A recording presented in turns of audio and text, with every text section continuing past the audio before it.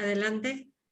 Pues buenas noches a todos y tengo el gusto de presentar a Isabel María Blanco Orifante, que es abogada especializada en tributario, en fiscalidad y tributario. Coincidimos hace unos 15 días o 3 semanas en el BNI de Elda Petrel, que nuestro compañero John, del Club de Guardamar, me invitó a asistir y entonces coincidí con ella y de momento no la reconocí, pero bueno, habíamos tenido hace pues como 15 años, ¿verdad, Isabel? Que no habíamos coincidido en el trabajo. Antes sí que nos veíamos con frecuencia. Y bueno, pues nada, me dio mucha alegría y le dije, pues mira, cuando quieras, si te parece, nos das una charlita y tal. Y me dijo que fenomenal. Entonces su despacho está creado para acompañar al contribuyente y defenderlo cuando tiene problemas con Hacienda y también para optimizar su patrimonio, ahorrando impuestos y bueno, pues para evitar los sustos que nos da Hacienda. Entonces dije, pues mira, me parece un tema muy interesante y cuando quieras pues nos das una charla y ponemos un poco en valor todo el tema de las charlas y demás. Y nada, eso ha sido. Así que cuando quieras, Isabel, tienes toda la pantalla para ti. Muchísimas gracias, Conchi. Entonces, ¿puedo compartir pantalla? Porque sí que he preparado algo de apoyo. ¿Te tiene que dar permiso, no sé, José Antonio Cámara o quién le tiene que autorizar a compartir pantalla? Rosa es la que ha entrado, sí. Rosa tiene el poder. Rosa. ¿Aló? Es que está silenciada, Rosa. Pero ya vemos que dices que esperemos. Ahora ya. A ver.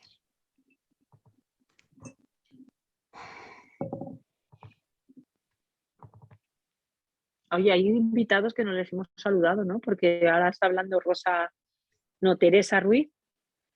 Y sí, hola. Que no. Hola a todos. Buenas noches. Hola Rosa, hola a todos. Encantada de estar con vosotros. Y buenas noches. Buenas noches. Bueno, esperemos. ¿De qué club eres, Teresa? ¿De qué club eres? Soy Teresa Ruiz Verdejo. Pues mira, hasta ayer, creo, soy del Club Rotario de Denia, que llevo muchos años, Rosa lo sabe. Sí. Ah, claro, Teresa, sí, estuvimos en la comida juntas. Claro. Es que como te has puesto esa foto, no te veo, pues no te conozco. Hay que ponerse una foto. Es que estoy no puedo ponerla en el coche, es un rollo. Oye, vale. eso, que ahora soy del Club de Jerez, que me he cambiado de domicilio y de provincia. Porque yo soy... Sí, así que desde Jerez de la Frontera un abrazo para todos. Muy bien, disfrutar, iremos a verte. Gracias, estupendo.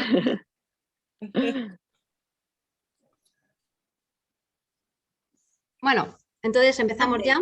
Sí, adelante, Isabel. Bueno, pues a ver, pues si puedo con el puntero mejor. Bienvenidos y lo primero que os voy a hacer es una pregunta. ¿Queréis que vuestro patrimonio crezca y ahorrar en el pago de impuestos? Estoy esperando. ¿Queréis? Claro, eso es lo que queremos los españoles.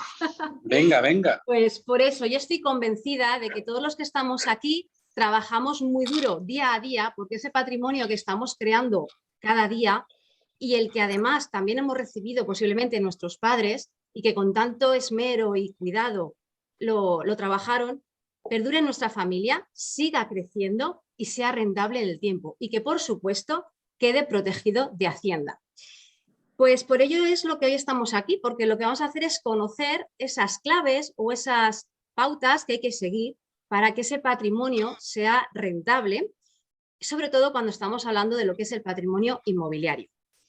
Yo lo primero que quiero hacer es agradeceros vuestra invitación para estar hoy aquí, compartir con vosotros los conocimientos que sé y hacer todo lo posible porque el mensaje que quiero trasladaros llegue a vosotros y se vea lo importante que es el gestionar un patrimonio inmobiliario y hacerlo de una manera correcta y siempre con un buen asesoramiento.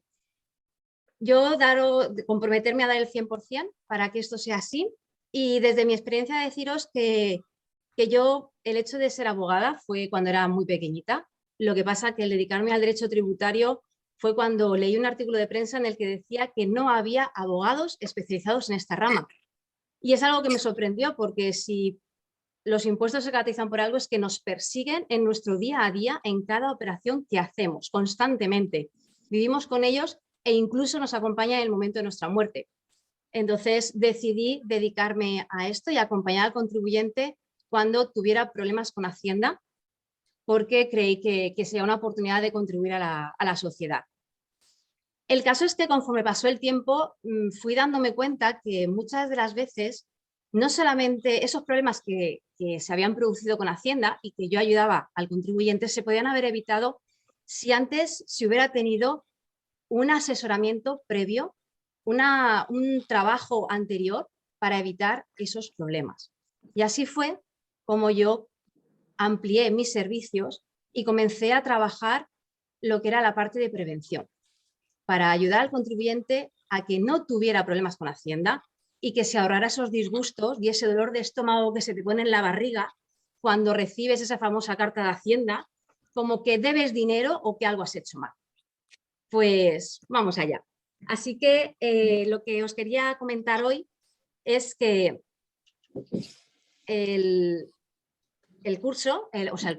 la charla se llama Claves fiscales para rentabilizar tu patrimonio inmobiliario. Entonces, justamente es esto lo que vamos a ver. ¿Qué claves podemos usar para sacarle el mayor rendimiento a nuestro patrimonio? Bueno, antes de empezar con ellas, sí que os quiero poner en situación, aunque ya lo sabéis muchísimos de vosotros, si oís la radio o leéis la prensa o veis las noticias. Estas son las noticias que nos llegan día a día y que no hacemos nada más que oír. La inflación se dispara en España con cifras que no se veían desde el año 89. O se han subido impuestos. Estamos con constantes subidas de impuestos. Cuando en nuestro día a día no hacemos más que oír este tipo de noticias, ¿qué sensaciones son las que tenemos? Yo creo, si no ahora Mira, Rosa quería decir algo. ¿Querías decir algo, Rosa? No. ¿No? Pues me vais a permitir que os diga que seguramente serán de incertidumbre, de desasosiego, de frustración, de enfado, de ver que no hacemos nada más que trabajar y que aún así nuestro patrimonio no crece. No hay manera de que crezca, porque se va todo en pagar impuestos. Y porque además es que hay dos monstruos que lo que hacen es acabar con nuestro dinero y que son la inflación y los impuestos, que es justamente lo que está pasando en estos momentos. Por lo tanto, ahora más que nunca, tener estas claves y saber cómo utilizarlas nos va a ayudar mucho y nos va a cambiar también la mentalidad de cómo podemos avanzar y hacer crecer nuestro patrimonio. Bien, pues para solucionar esto os voy a dar una palabra que para mí es clave y que la uso en mi día a día con todos los clientes que vienen, y es la palabra planificación. Para evitar todo esto, la clave está en la planificación. Y os voy a decir una frase que es el lema de Blanco Lizante, Abogados Tributarios, que es: la planificación es la clave del éxito. Y para mí, una de las claves a nivel fiscal para hacer rentable nuestro patrimonio es la planificación. ¿Y qué significa esto de planificar? Pues planificar es crear una ruta de actuación, un plan, en el cual lo que vamos a averiguar es qué es lo que tú quieres hacer con tu patrimonio, qué objetivos quieres alcanzar, hasta dónde quieres llegar, y a partir de ahí iremos trazando una ruta que se va a adaptar a ti y a tus necesidades. ¿Con qué objetivos? Pues con los objetivos de conseguir seguridad y protección en tu patrimonio, puesto que como está estudiada todas esas medidas y decisiones que se van a tomar, estás protegida por la ley porque estás cumpliendo con la ley, y además ahorro y optimización fiscal, porque al estudiar de forma clara tus intenciones y tus objetivos, lo que vamos a ver es cómo aprovecharnos de toda la normativa fiscal para poder ahorrar y, por tanto, ver esa forma de rentabilizar nuestro patrimonio. Bien, pues aquí ya os he adelantado, una de las claves para mí es la planificación, en concreto la planificación fiscal, que es justamente eso, crear una ruta de actuación. Y aquí os voy a dar un ejemplo, porque yo creo que es la mejor manera para poder visualizar el impacto que puede tener esto.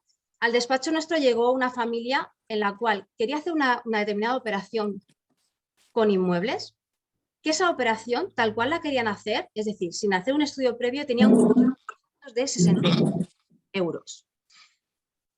¿Queréis saber qué coste tuvo finalmente por el mero hecho de haber hecho un estudio y haber planificado de forma adecuada esa operación? De 22.000 euros. Así, simplemente por tener en cuenta esta clave, hubo un ahorro en el patrimonio de esa familia de 42.000 euros. Yo creo que hablando de esta forma, la verdad es que sí que se ve cómo se pueden hacer cosas muy interesantes en nuestro patrimonio y sacarle rentabilidad.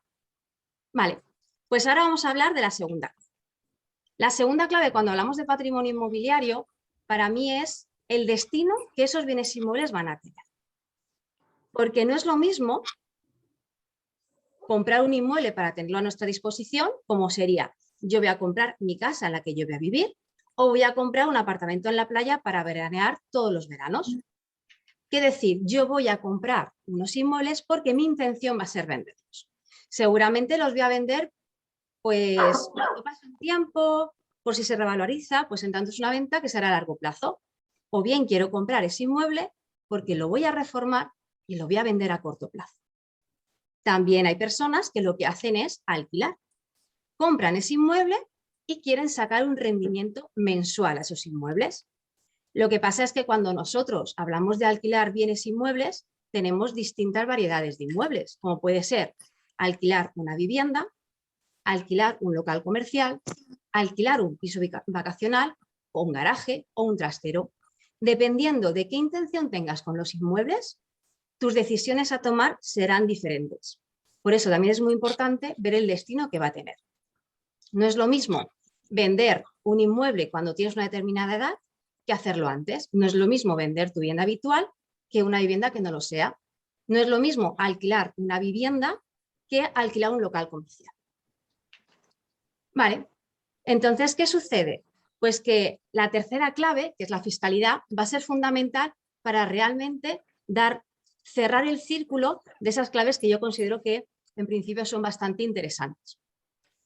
La fiscalidad realmente es una parte que se queda en el olvido cuando nosotros nos dedicamos a pensar en que queremos comprar inmuebles para sacarle un rendimiento.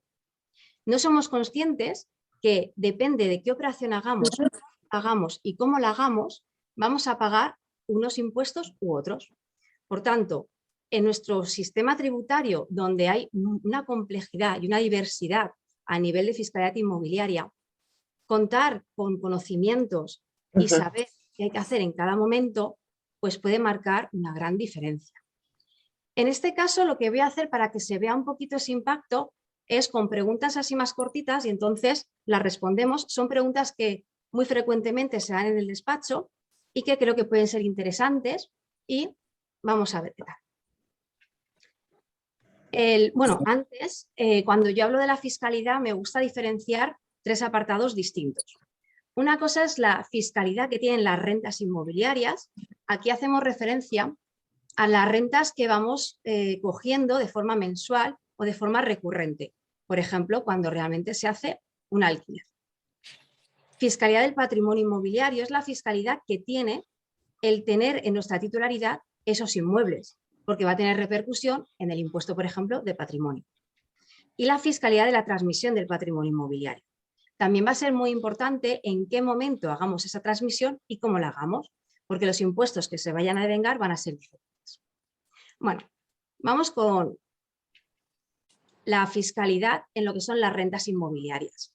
En este caso, como bien os he comentado, son las rentas que se reciben mensualmente o de forma recurrente.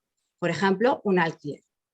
Aquí en este caso, cuando pensamos en un alquiler de bienes inmuebles, una de las primeras preguntas que suele venir el contribuyente, el cliente a preguntarnos es: mira, yo quiero empezar a invertir en inmuebles. ¿Cómo lo hago? ¿Empiezo como persona física o vamos a una sociedad?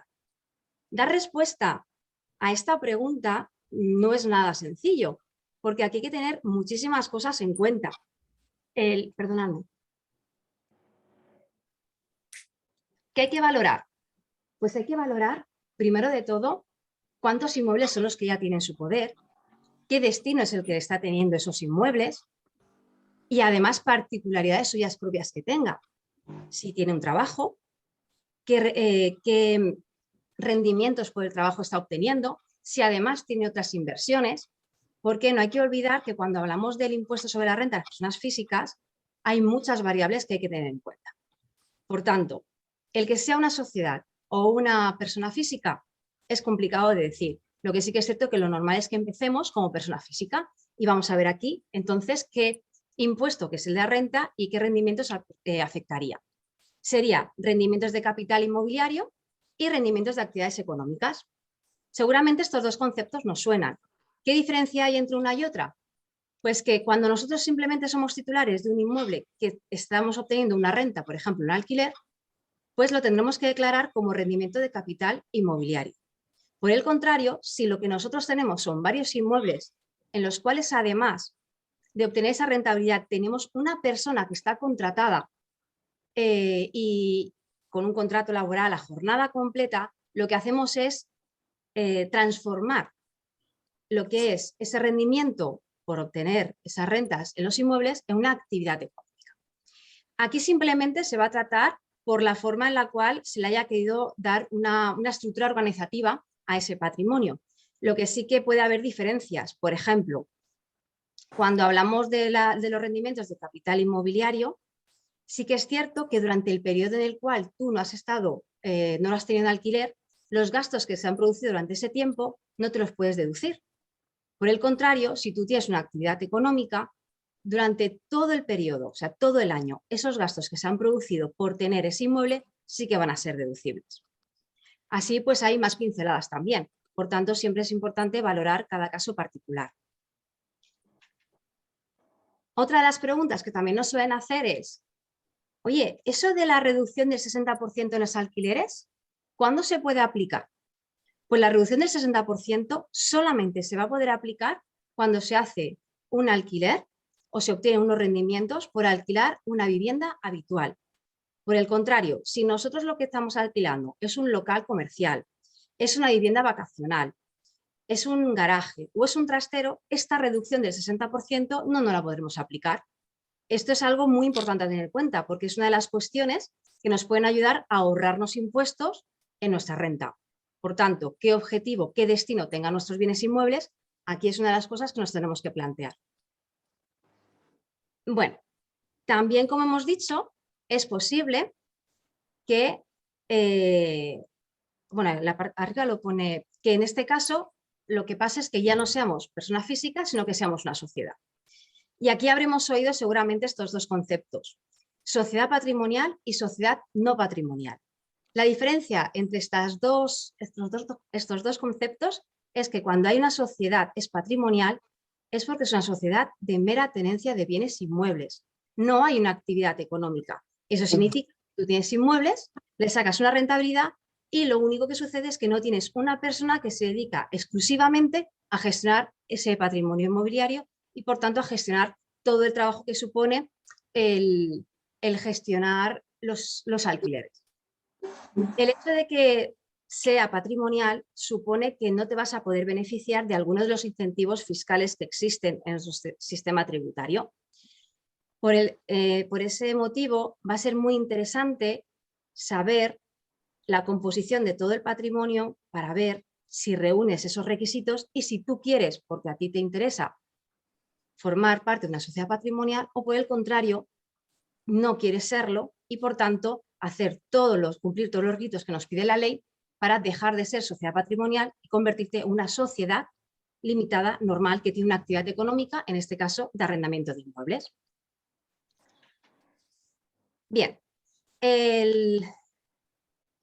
aquí la otra parte que quería comentaros es la fiscalidad en la transmisión del patrimonio inmobiliario. Aquí es cuando realmente hacemos una venta. ¿Qué sucede? Que para sacar la mayor rentabilidad a ese inmueble va a ser muy importante ver si podemos tener una ganancia patrimonial que esté exenta de tributación, que no tengamos que tributar por ese beneficio que se produce entre el precio de adquisición por el que compramos ese inmueble y el precio de transmisión. ¿Y cuándo podrá ser exenta esa ganancia patrimonial? Pues cuando nosotros lo que hacemos es vender una vivienda habitual siendo mayor de 65 años. También está exenta la ganancia patrimonial que se derive de la venta de nuestra vivienda habitual cuando reinvertimos en otra vivienda habitual en menos de 2 años. Y en tercer lugar, también estarán exenta esta ganancia patrimonial cuando seamos mayores, no, será exenta de esa ganancia patrimonial cuando no vendiendo nuestra vivienda habitual se venda, se transmita otro inmueble siendo mayor de 65 años y el beneficio se reinvierta en una renta vitalicia. Aquí va a ser muy importante cuándo hagas, en qué momento hagas tu venta.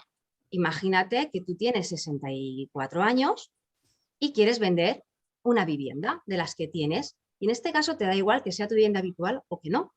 Bueno, pues a lo mejor te tienes que parar a pensar si tú vas a cumplir 65 años al año que viene, pues quizá te puedas esperar un poquito para ver de las viviendas que tú querías vender, cuál te interesa más vender.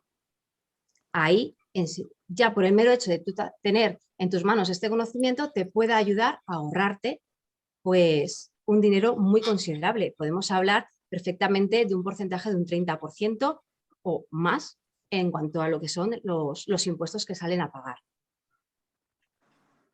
Y bueno, y ya para terminar, quería poner un ejemplo de cuando se produce una transmisión de esos inmuebles por haberse producido el fallecimiento del titular de los inmuebles. En este caso voy a poner simplemente un ejemplo en el cual nos encontramos con una persona que tiene un cierto patrimonio y el resultado que sale a pagar en la herencia sin haber hecho un estudio previo y sin haber podido optimizar al máximo o sacar el máximo provecho a nuestro sistema tributario y cuando en cambio sí que lo hemos hecho. Este es un propietario de varios inmuebles alquilados con un valor de 1 millón de euros. Además tiene acciones y depósitos de 600.000 euros y tiene 3 hijos mayores de 21 años. Vale. El total de su patrimonio es 1,5 millones de euros que habría que repartir entre sus 3 hijos. Así, pues sin haber tenido nada en cuenta, tiene sus inmuebles, está tributando en su renta, todo bien. No hay una planificación, en ese caso, ahí os dais cuenta, el importe a pagar por cada hijo pues sería de 43.000 euros. Por el contrario, con una correcta planificación, aprovechando todas las ventajas fiscales que puede tener, siguiendo la normativa tributaria, pues habría un coste de 4.628 euros. Eso significa que el ahorro que se hubiera producido en esa familia es de pagar 129.000 euros a pagar 13.000 euros.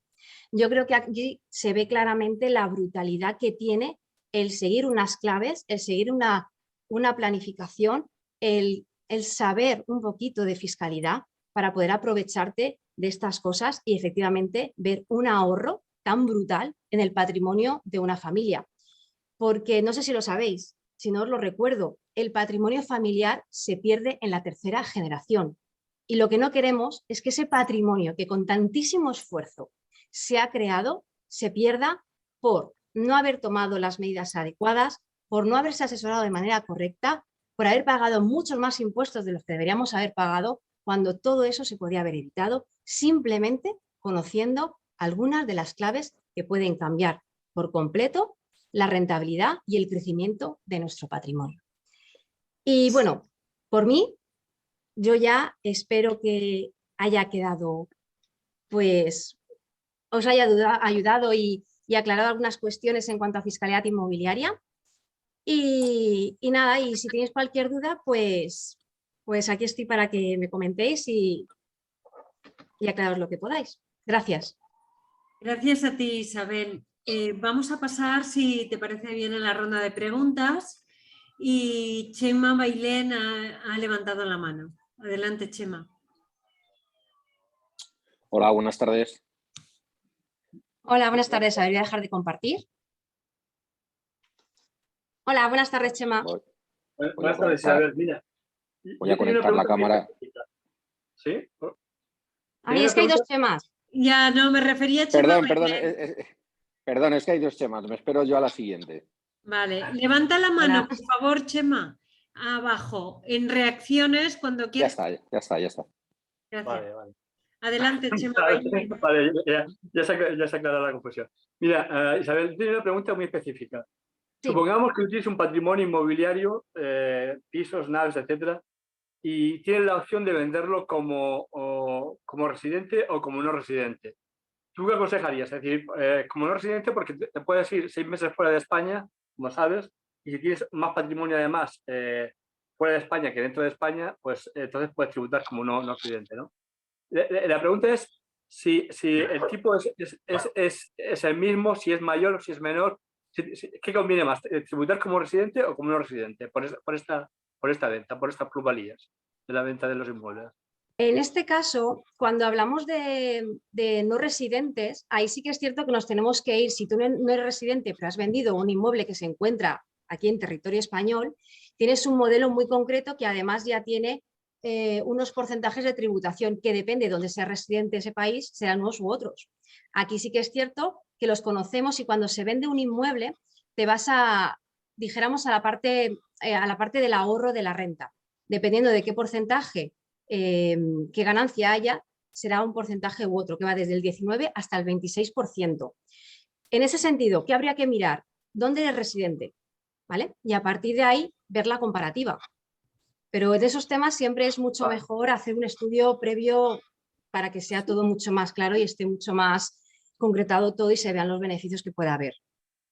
Más específico, imagínate que te vas como a un país, digamos, como Costa Rica, Panamá, un país que no tiene tributación sobre las rentas generadas fuera del país. En estos países, ¿qué coeficiente se aplicaría? ¿Se aplicaría? Habría que ver el convenio, los convenios si tienen suscritos algún convenio con España, que eso sí que es verdad que lo desconozco, Chema. Vale, no lo entiendo, pero bueno. Okay. De todas formas, cualquier consulta que tengas así más específica, nosotros la estudiamos y la atendemos sin problema, Chema. Perfecto, vale, gracias. A ti. Muy bien, pues ahora le toca a Conchi. Adelante, Conchi. Conchi. Tienes el micrófono apagado, Conchi. Ahora, que muchísimas gracias por la charla. Ha sido breve, concisa y potente. Ha sido interesante. A mí me ha generado una duda lo que has dicho, que no me ha quedado muy claro, cuando has hablado de la transmisión. Sí. Cuando tú puedes transmitir, cuando eres mayor de 65 años, puedes transmitir un inmueble, no es necesario que sea tu vivienda habitual, pero tienes que reinvertir en rentas vitalicias. Exacto. ¿No? Sí, así ¿Qué es exactamente rentas vitalicias? La renta vitalicia al final es un producto financiero que te ofrecen en un banco y es un producto que lo que te hace es hasta que tú fallezcas, pues te dan unos rendimientos, unas rentas de por vida. Entonces, los bancos, por ejemplo, este producto sí que lo tienen. Yo siempre aquí que viene una persona que pueda acogerse a esa exención, lo que le digo es que vaya al banco, pregunte a ver qué condiciones tienen esas rentas vitalicias, qué importe es el que va a reinvertir, porque además hay un máximo, que son de 240.000 euros, y que realmente valore si le va a interesar o no esa renta que va a recibir. Porque yo en muchas ocasiones, a veces es más interesante, en vez de reinvertir en renta vitalicia, aunque sean exentas las rentas, buscar otro producto financiero, aunque tengas que pagar cierta cantidad a Hacienda, ¿vale? Entonces también son cuestiones en las que se tendría que valorar. Y lo que sea la tributación de esa renta vitalicia, tú lo recibes mensualmente y se te va como rendimiento de capital mobiliario, ¿vale? Dependiendo de qué cantidad recibas, irá un porcentaje, que normalmente suele ser el 19%. Y eso siempre se gestiona con el banco y además se tiene que hacer con unas condiciones muy particulares. Y es que el banco tiene que indicar que se trata de una exención por haber transmitido una vivienda siendo mayor de 65 años. Y se tiene que hacer en un plazo de 6 meses. Si no se cumple alguno de estos dos requisitos, entonces Hacienda puede decir que no es exenta esa ganancia que se ha producido. Vale. Esta pregunta mis compañeros, tanto Chema como Juanma, la saben contestar. ¿Es interesante el tema de la renta vitalicia o no? ¿Vosotros cómo lo veis? Porque ellos son Yo, por ejemplo, es lo que os he dicho. Yo para mí en estos momentos, bueno, si no que hables, Juanma, yo para mí en estos momentos no es interesante. No es interesante. Juanma, ¿tú qué opinas? O Chema, ¿qué opináis vosotros? A mí me parecen mejor las hipotecas inversas. las hipotecas inversas es que están totalmente exentas de impuestos. Es decir, las hipotecas inversas como se entiende como que es una variación de capital, o no me acuerdo muy bien del criterio, pero el caso es que están exentas de impuestos las hipotecas inversas. La renta vitalicia no estoy seguro. Todo lo que sea... está exento, se lo ha dicho Isabel, está exento, pues sí. también. Entonces, Hasta 240.000 euros y 6 meses, inviertes en 6 meses. no, las hipotecas inversas están exentas 100%, es decir, sea cual sea el capital. Ujú. De eso estoy completamente seguro, de eso lo he mirado yo de ahí. O sea que... Muy Yo bien. eso lo desconozco. Yo, mi opinión es que el dinero está para disfrutarlo, para gastarlo y ya está. Y el que venga de atrás, que arree. Hombre, ya, pero que nos lo lleva Hacienda. ¿Qué pasa? Estamos en esta charla. Exacto, si el caso es que lo disfrutemos nosotros y no se los lleva Hacienda. Claro. ¿No? Hay que disfrutarlo. Lo que pasa es que nos acobarda Hacienda y estamos aburridos. Pero bueno, ¿qué le vamos a hacer? Bueno, cada vez lo suyo es que tengamos menos miedo a Hacienda, que sepamos que se pueden hacer cosas de manera legal. Y mira, es algo que no lo he dicho, ¿no? Y es que realmente todo esto que estamos hablando, realmente las personas que tienen un patrimonio elevado lo conocen y lo utilizan y lo trabajan. Y por eso, en la época de crisis, los ricos cada vez se hacen más ricos, porque utilizan estas herramientas que tenemos, que nos permite nuestro sistema, porque todo esto es legal, siempre es haciéndolo bajo la legalidad. Muchas gracias, Isabel. Muy bien. Vamos a dar paso a Chema. Bueno, gracias. Buenas tardes, Isabel. Hola, ¿qué tal? Yo con respecto a la disertación que has hecho sobre sociedad patrimonial y no patrimonial, que hablabas de un requisito de que haya un trabajador contratado a jornada completa, ¿ese es el único requisito que tiene que haber o tiene que haber No. más requisitos? Tiene que haber más requisitos. Lo que pasa es que ese es un poco el que es la diferencia cuando hay una actividad económica a cuando es una sociedad de mera tenencia de inmuebles. Además de tener ese requisito, sí que es cierto que tienes que cumplir qué porcentaje de inmuebles son los que están afectos a esa actividad económica, ¿vale? Y además de todo eso, pues también durante X tiempo tiene que estar ese activo afectado a esa actividad, ¿vale? Y luego sí que es cierto que eso lo que te hace al final el dejar de ser patrimonial, que supongo que es por eso también por lo que me haces la pregunta, y no lo he dicho en lo que he estado hablando, si el hecho de ser patrimonial hace que no estén exentas tus participaciones en el impuesto sobre patrimonio, que es algo fundamental a la hora de hacer una transmisión, por ejemplo, o bien mediante donación o bien mediante lo que es en herencia, y que se mantengan esa exención de esas participaciones, esa valoración en tu impuesto de patrimonio. Entonces, hay varios requisitos que cumplir. Y yo ahí siempre lo digo, hay que analizar durante cuánto tiempo esos inmuebles no están generando o están simplemente sin actividad, sin arrendamiento o no se está operando con ellos, unir y valorar todas las opciones y ver realmente lo que en ese caso particular puede interesar, porque a lo mejor te puede interesar que sea patrimonial o a lo mejor no, ¿vale? Pero son varios los requisitos. Fenómeno. Fenomenal, gracias. Muy bien. Conchi, ¿quieres volver a preguntar o...? No, es que no he bajado la mano. Voy a bajarla. ¿Alguien más quiere hacer alguna pregunta? Pues parece que les ha quedado a todos claro, Isabel. No, es que es un tema complejo. ¿O es lo que os iba a decir, que les da que- miedo preguntar? Es un tema que requiere siempre, ya, Mucho, aunque se me contestemos a preguntas, de un estudio una muy charla claro de muy cada tema. interesante. Hay, por ejemplo, no os he comentado, que también seguramente habréis oído, lo que son las sociedades que tienen un régimen especial de arrendamiento de viviendas. Eso es cuando realmente se tienen, pues, el número que marca nuestra normativa tributaria son 8 inmuebles. A partir de tener 8 inmuebles, tú ya te puedes constituir como una sociedad de arrendamiento de viviendas, que sí que es verdad que es viviendas, ahí también hay que cumplir otros requisitos y tienes otras ventajas. Entonces, siempre que te encuentres en una situación particular, lo importante y lo más aconsejable es analizarlo. Hacer lo que hemos dicho, esta planificación, ese estudio concreto de tu caso, qué es lo que tú quieres conseguir, cómo lo quieres conseguir y qué circunstancias se están produciendo a tu alrededor para tomar las mejores decisiones.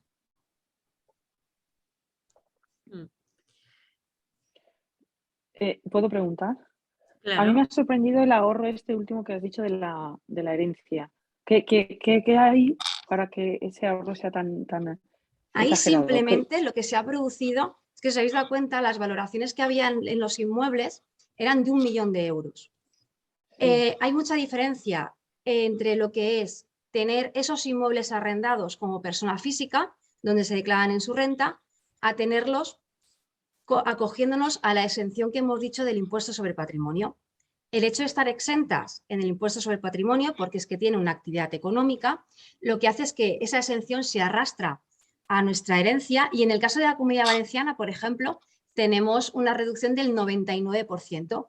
Por tanto, solamente tributarías por el 1% de todo ese valor.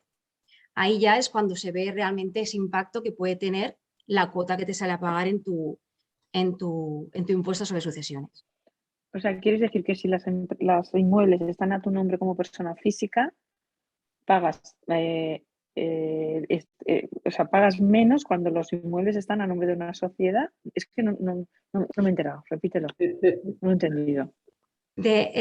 Los inmuebles también pueden estar a nombre de una persona física y tener una actividad económica, ¿vale? Tener que sea una rama de actividad en la cual tú realmente es tus ingresos normales. Lo que pasa que ¿qué es lo que dice lo que es el impuesto sobre patrimonio? Para que estén exentas. En este caso, cuando tú tienes muchos inmuebles, lo más normal es que en tu renta no sea rentable tenerla, porque tú vas a declarar por cada uno de esos ingresos que tú recibes en tu declaración de la renta. Entonces, si tú realmente esos ingresos te los llevas a una parte que es la parte cara que yo llamo de renta, que va desde un 19% hasta un 52%, tú vas a pagar muchos más impuestos. Entonces, en ocasiones es posible que sea interesante convertirte en una sociedad. O no una sociedad, sino tener una actividad económica. Que no tiene que ser una sociedad patrimonial. La sociedad patrimonial no tiene actividad económica, simplemente es una sociedad que tiene inmuebles. Vale, sería una SL normal, lo único con la actividad. Es que la sociedad patrimonial es una SL normal. Lo que pasa es que se le ha dado ese nombre, pero que realmente no consta ese nombre ni en el registro mercantil, ni tú lo puedes escribir como sociedad patrimonial. Se le ha dado porque fiscalmente pues lo han definido así. Yo no las he entendido nunca, las sociedades patrimoniales, y de hecho yo he hablado algunas veces con inspectores de Hacienda, porque tengo uno que me compró una casa, lo estuvimos comentando, y yo, la verdad, no sé el sentido que tiene, porque luego para la venta es un follón también, a la hora de vender los inmuebles de esa sociedad patrimonial, cuando quieres liquidar esa sociedad patrimonial, ¿no? ¿Tú las Por eso os digo que cada tema, cada expediente, cada persona es un mundo diferente. Entonces, lo importante es saber que tienes varias opciones y ver cuál es la que mejor se adapta a tu circunstancia particular. Muy bien. ¿Alguien más que quiera preguntar? Bueno, pues yo sí que quiero hacer una pregunta. Te pongo un ejemplo, porque acabas de decir que en una sociedad patrimonial no puede haber actividad económica. Entonces, la pregunta es, si por ejemplo mi familia y yo, bueno, mi familia vamos a heredar, ¿no? Y en vez de dividir las partes, decidimos hacer una sociedad patrimonial. Y bueno, que estemos todos. Y entonces, si por ejemplo hubiera un local o hubiera alguna vivienda, no se podría alquilar. Es lo que... No, en ese caso, cuando tú recibes una herencia y es un proindiviso que tú recibes entre los herederos, ahí al final se ha generado una comunidad de bienes, es un proindiviso. Un inmueble está a titularidad de varias personas. Ahí tú puedes hacer con ese inmueble lo que tú quieras, puedes alquilarlo, puedes venderlo o puedes simplemente disfrutarlo entre todos los herederos. ¿Vale? Ahí simplemente sería darle un destino. Si queréis alquilarlo, pues entonces sí que es cierto que a lo mejor os tendríais que constituir como una comunidad de bienes para que realmente pues, se haga emitiendo la factura y con todos los requisitos fiscales que se nos pide. ¿Vale? Pero no habría que constituir como tal ninguna sociedad. Vale, ya lo entiendo. Otra cosa sería que hubiera una sociedad y tú recibes las participaciones de esa sociedad, lo que vale esa sociedad. Muy bien, muchas gracias. ¿Algo más? ¿Queréis preguntar algo más? Bueno, pues no, Isabel, no tienen ninguna duda de momento. Muchísimas gracias. Ha sido muy interesante tu charla y que nos veamos muy pronto. Cuando hagáis algún evento presencial, que me lo diga Conchi y así voy a veros. Vale. Sí, me lo comentó el otro día. Y digo, pues fíjate, estuvimos haciendo el cambio de collares que se lo podíamos haber comentado, lo que pasa es que ya no lo pensé, pero sí que podíamos hacer el tema del cambio de collares, invitar a los ponentes que han participado en las ponencias para mantener el contacto, porque al final, cuando van a un club de tierra, físicamente conocen a los socios del club, pero con nuestras charlas, como están online, bueno, a lo mejor todos no pueden, pero bueno, por lo menos invitarles.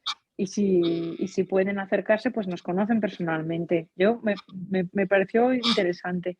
Y si os parece, pues cámara, ¿qué te parece? Coges el testigo y para este año lo ponemos en práctica. Recogemos la idea. No sé, así estamos más en contacto. Es que como hacemos tan poquitas ocasiones que nos juntamos, pues oye, no estaría de más también. Es una manera también de agradecer a los ponentes su tiempo. Muy bien, pues muchas gracias a todos y nos vemos la semana que viene. Muchísimas gracias. Gracias. Ha sido cortita. Gracias Estamos a todos por ya venir. cansados. Buenas noches. Gracias, adiós. Isabel, oye, Dime. un momentito, perdona, no, que puedes poner si quieres tu contacto o algo por si Chema quiere preguntarte más tranquilamente, ¿no? ¿Nos lo pones en el Sí. chat? A ver, os dejo mis...